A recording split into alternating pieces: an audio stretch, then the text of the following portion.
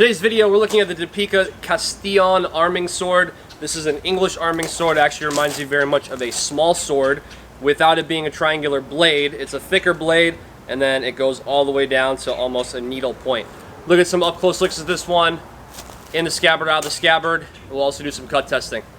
Let's get to it. 36 3/4 inch overall length, 29 5/8 inches blade length. We have a kind of a narrow, not narrow, but a shorter fuller. This reminds me of the profile of a small sword. I would not be surprised if this was what the small sword was influenced on as a combat weapon and then moving to more of a civilian tool.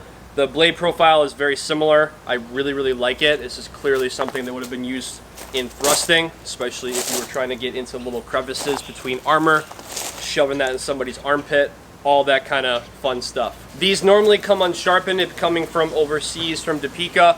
So if you want to add a sharpening service, click the little checkbox at cultofathena.com. The link for this one is in the description below this video. I also want to thank our sharpening guys for taking the time to get these videos, to get these blades out to me so I can get these videos done for you. Grip length is going to be 4 inches, so not a super large handle. A little bit of these notches here do fold right into the middle finger. So this middle notch right here folds right in the middle finger, and then the forefinger goes between and this larger one to accommodate that, giving you that blade edge. This is a peen pommel. You can see the peen marks, which you'll get more up close looks soon. But you can see the peen marks and the hammer marks on that, so well put together. I like the crossguard. My favorite part of it is the blade profile. I like having that little bit more narrow tip for thrusting, just kind of like a needle, but it does have good slashing ability still. It's not so thin of a blade that you'd worry about it snapping. Obviously, that's, you hitting soft targets like tatami or water bottles, not like a tree. But for its intention of use, it's a good thruster. The blade thickness it's thick enough to where it's actually going to be able to withstand cuts and keep some durability.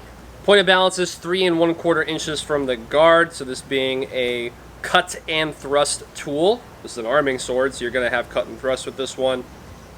But 3 1/4 inches from, right there, 3 1/4 inches from the guard. Steel quality is 1060 to 1065 high carbon steel.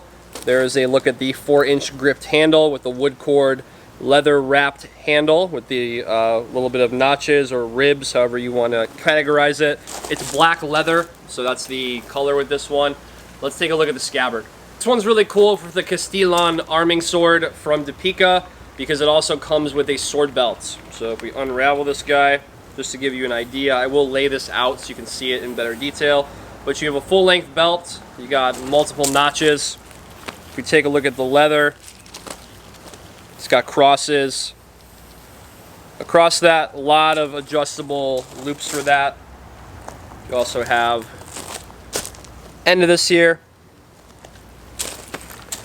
and it's really cool because you can literally just wear this. So if you're looking to do reenactments, if you're looking to wear this for cut testing, if you're looking to draw and then work some cut testing stuff as well, you can actually carry this around and have it accessible to you. It's a wood cord leather wrap scabbard.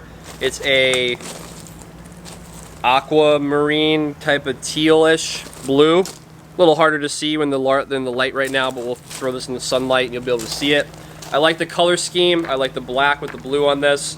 I like that it comes with a sword belt, and it's got a good draw as well. Take a look at this blade in the scabbard and out of the scabbard, some up-close looks, and then we'll run to the cut testing. I will point out in the cut testing, this being a narrow blade, but thick, so meaning like the actual, it looks like a freaking needle on the end of it. And then having that and having a thicker blade and having it sharpened, you're going to get more of hacks instead of these super fine cuts. That's just the way it goes. It doesn't matter really how far or how much you soak the tatami. It could be 3 or 4 days. Still going to be a very similar result with that. You can also start to work this with thrusting. So if you're using water bottles to thrust as well, that can also be a really cool, safe test that would be appropriate for a blade like this. Take a look at some up-close looks. Take a look at the handle all the way down, that really cool blue.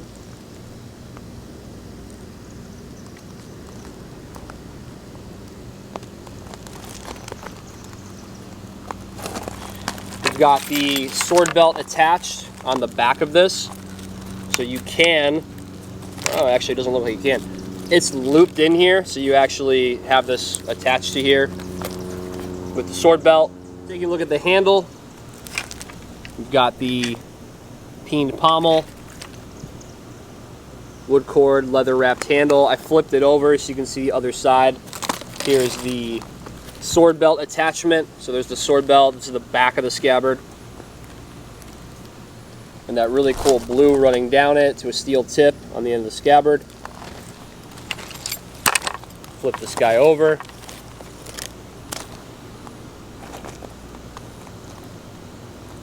There we go. There's the end of the buckle.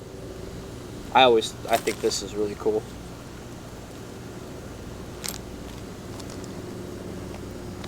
I did some up close looks of this blade in the scabbard, out of the scabbard.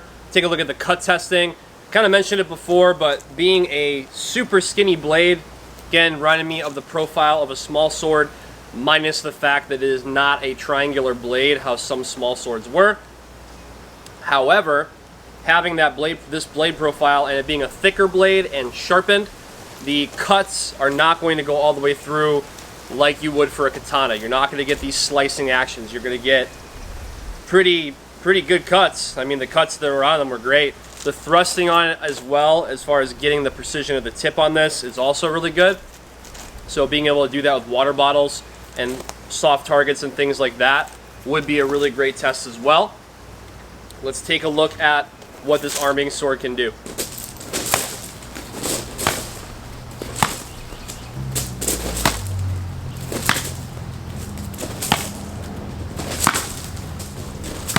There you have it for the Castillon Arming Sword. I want to thank you for joining me for this video and checking out this blade. Very interesting design. Obviously, there's a lot of different blade profiles across cultures, but this specific English arming sword I find very interesting. If you like blades like this, if you like Deepeka swords and other blade cultures that they do and they offer, let us know in the comments below. Subscribe to the channel, like this video.